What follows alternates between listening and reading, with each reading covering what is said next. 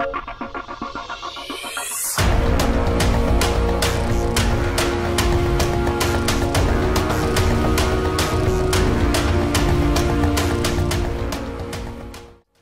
kan nu afsløre, at Siversens fremtidige produkt på traktor- og høstmaskinmarkedet vil være Massey Ferguson.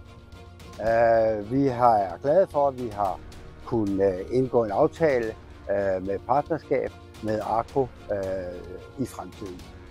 Meningen er, at vi fremover skal dække fra Midtsjælland, Sydsjælland, Vestsjælland, Lolland-Falster og Bornholm.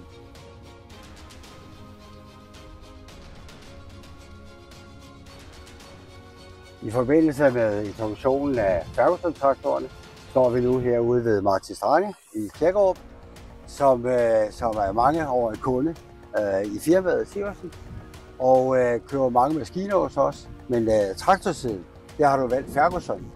Det er mange år siden, det var i 2010, vi gik over til at køre Ferguson, og det har vi været glade for, og vi har 4 stykker BT.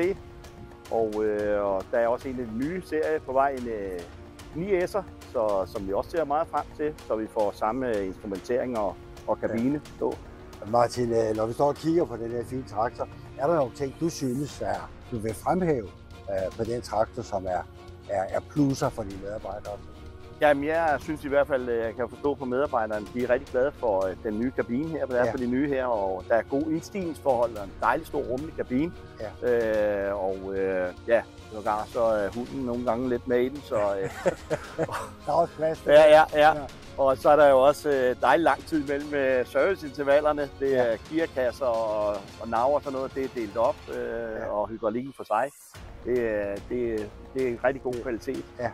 Så grundlæggende er der også virkelig nogle plusser ved at køre med Ferguson. Det er der. Jeg synes, der er ikke så store serviceomkostninger, fordi at vi kører lang tid mellem service, ved at tingene ikke er blandet sammen med hydraulik og gearkasseolie er blandet sammen. Det er for.